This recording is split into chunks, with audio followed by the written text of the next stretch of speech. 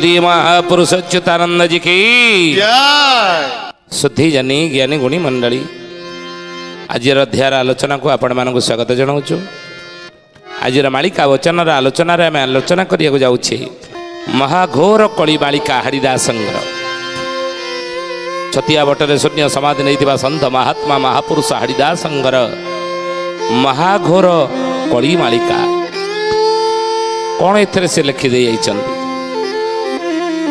सुधीजनी ज्ञानी गुणी मंडली आलोचना शेष जड़े भक्तर ना आम कहूँ कि से भक्त कौन तार ना कौन तार जन्म हो तेणु ये जो कली घोर कली महाघोर कली ये महाघोर कली मालिका हरिदासंगर आम आलोचना आज करने जाऊँगी।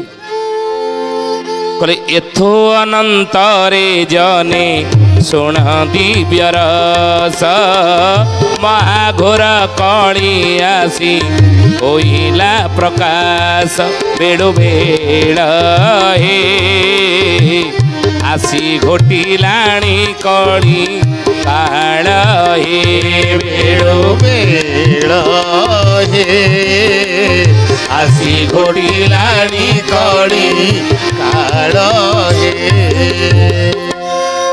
हरिदास कहले हे मैत्र नीलाद्रिनंद एथो अनंतरी जनी शुण दिव्य रस नीलाद्रिनंद माध्यम महापुरुष हरिदास कलिजुगर लोक मान कहते हे दिव्य शुद्धि जनी शुण दिव्य रस दिव्य रस को शुणी नि कौन ना महाघोर कली आसी होइला प्रकाश कली जाइछि घोर कली जाइछि ये महाघोर कली रे आमे उपदित होइछे ये महाघोर कली आसी प्रकाशित हैला बेड़ो बेड़ हे आसी घोटिलाणी कली काल हे राति पाहिला बेले अंधार जोरे मारी आसे रातिर शेष समय नहीं दीपटे जलुथिबो जलुथिबो जलुथिबो लिभिला बेले जोर जलिक लिभि जाए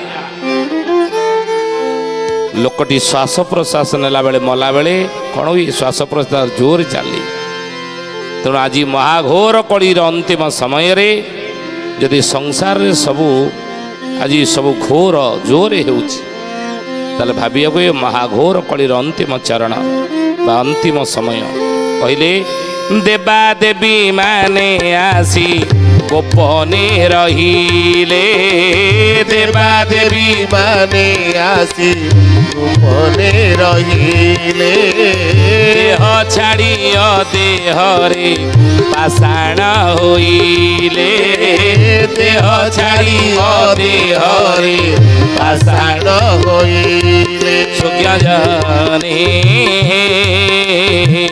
कड़ी भोग हेबा अल्प दीने सुज्ञ जने कड़ी भोग हेबा अल्प दीने। आगुरु देवा देवी माने संसार विचरण करुथिले चल प्रचल करुथिले किंतु महापुरुष हरिदास मालिकार लिखिले कहले महाघोर कली जेतबेले आसी पहुँचबो अंतिम चरण शेष समय आसी पहुँचबो कहले देवा देवी माने आसी गोपने रहिबे गोपन रे कहले गुप्त रे रहिबे देह छाड़ी अदेह रे पाषाण होइले आज विभिन्न मंदिर आपण जानतु पाषाण रे देवादेवी माने पूजा पाऊना कि लक्ष्मी रूपरे काली रूपरे दुर्गा रूपरे कृष्ण रूपरे हनुमान रूपरे राम रूपरे विभिन्न देवादेवी माने आज कौन सशरीर रे चल प्रचल करुचंती ना देह छाड़ी देले अदेह रे पाषाण रे आज पूजा पाउचंती चारिआडे पूजा पाउचंती नुई आउ सुज्ञ जन हे कली भोग हेब अल्प दिन ही जानिब जे कलीटा भोग हो लक्षण आपण देखिले जानवे कलिजुग शेष हो भोग हो संपूर्ण। पुनश्च महापुरुष कहले श्रीबाल मुकुंद राजा 38 अंक श्रीबाल मुकुंद राजा 38 अंक सोमवार 13 साल अटई ठीक सोमवार 13 साल अटई ठीक मत देख हे ବୁଲିବଟି ଭୈରବୀ ଚକ୍ର ହେ ମତେ ଦେଖ हे ବୁଲିବଟି ଭୈରବୀ ଚକ୍ର हे ଶ୍ରୀ ବାଳ ମୁକୁନ୍ଦ ରାଜା 29 ଅଙ୍କ। ଶ୍ରୀ ବାଳ ମୁକୁନ୍ଦ ଦେବ ବାଳକ ଅବସ୍ଥାରେ ଯେତେବେଳେ ଥିବେ, ବାଳକ ଅବସ୍ଥାରେ ଥିଲେ ଆଗରୁ, ଆଉ ତାଙ୍କର 38 ଅଙ୍କରେ ସୋମବାର 13 ସାଲ ଅଟଇ ଠିକ। ସେ ସମୟରେ ମହାପୁରୁଷ କଲେ ମନେ ରଖ ରେ କଳିଯୁଗର ମଣିଷ ମାନେ, ବୁଲିବଟି ଭୈରବୀ ଚକ୍ର ହେ, ଏ ସଂସାରରେ ଭୈରବୀ ଚକ୍ର ବୁଲିବ। ବିଷ୍ଣୁ ଚକ୍ର, ଭୈରବୀ ଚକ୍ର, ମହାକାଳୀ ଚକ୍ର, ଏଭଳି ଅନେକ ଚକ୍ର ଗୁଡ଼ିକ ସବୁ ରହିଛି ବୋଲି ଆମେ ଜାଣନ୍ତି। ସବୁ ଦେବାଦେବୀଙ୍କର ଗୋଟେ ଚକ୍ର ନୁହେଁ। ଆପଣମାନେ ଦେଖିଥିବେ ମା କାଳୀଙ୍କ ହାତରେ ଯେଉଁ ଆୟୁଧ ମାନ ସବୁ ରହିଛି ନୁହେଁ, ଖଡ଼ଗ ରହିଛି, ଖର୍ପର ରହିଛି, ଚକ୍ର ମଧ୍ୟ ରହିଛି। ଦୁର୍ଗାଙ୍କ ହାତରେ ମଧ୍ୟ ଚକ୍ର ରହିଛି, ବିଷ୍ଣୁଙ୍କ ହାତରେ ଚକ୍ର ରହିଛି। ତେଣୁ ସବୁ ଦେବାଦେବୀଙ୍କ ହାତରେ ମଧ୍ୟ ଚକ୍ର ରହିଛି ଆୟୁଧ ଭାବରେ।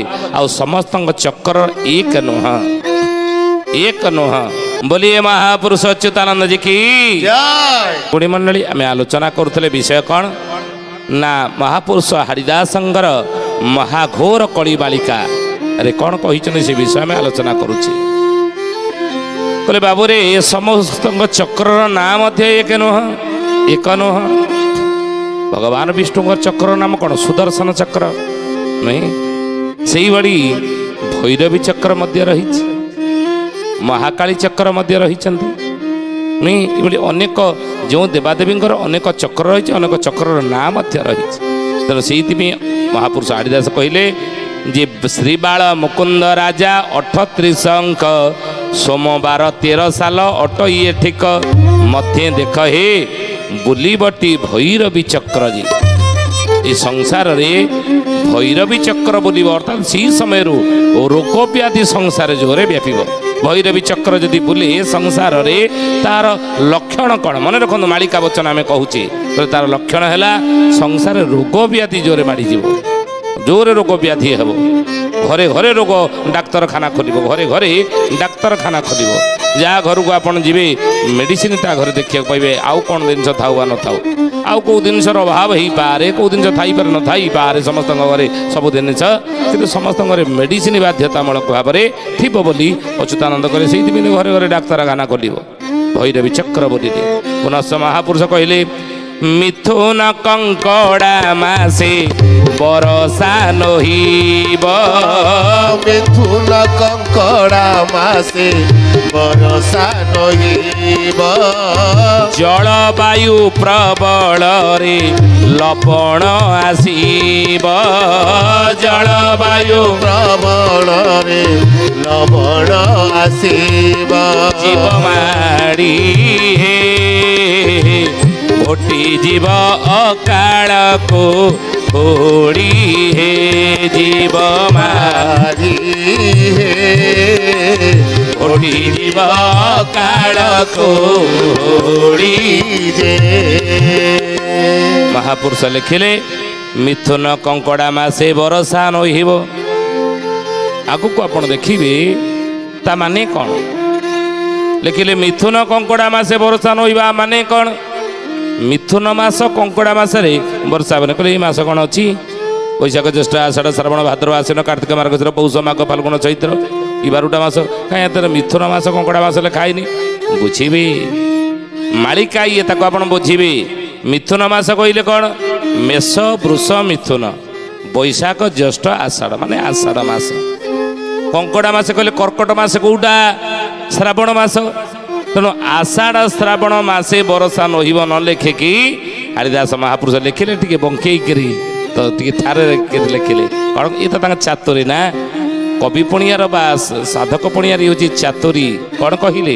ମିଥୁନ କଙ୍କଡ଼ା ମାସେ ବର୍ଷା ନହିବ, ବର୍ଷା ଠିକ୍ ହେବ ନାହିଁ ଆଷାଢ଼ ଶ୍ରାବଣରେ। ଆଉ ଜଳବାୟୁ ପ୍ରବଳରେ ଲବଣ ଆସିବ, ଜଳବାୟୁ ପରିବର୍ତ୍ତନ ହେଇଯିବ। ଆପଣ ଦେଖନ୍ତୁ ବର୍ତ୍ତମାନ ଜଳବାୟୁ ପରିବର୍ତ୍ତନ ହେଇଛି ନା ନାହିଁ? ମାଳିକା ବଚନ ନ ହୋଇବାନ, ମାଳିକା ମିଛ ହେବ ନାହିଁ। ଆମେ ଅତୀତରେ କହିଥିଲୁ 2024ରେ ଭୂମିକମ୍ପ ମାନ ଜୋରରେ ଦେଖାଯିବ ସଂସାରରେ। ଦେଖନ୍ତୁ ଜାପାନ ଏହି ଭୂମିକମ୍ପ ଘଟିଗଲା ନା ନାହିଁ? ବର୍ଷ ଆରମ୍ଭରୁ ଜାପାନରେ ଭୂମିକମ୍ପ, ବର୍ଷ ଆରମ୍ଭରୁ କେତେ ବିତ୍ପାତ ଦେଖାଦେଲାଣି ଦେଖନ୍ତୁ। ତେଣୁ ମହାପୁରୁଷ ସେଇଥିପାଇଁ କହିଲେ ଆଗକୁ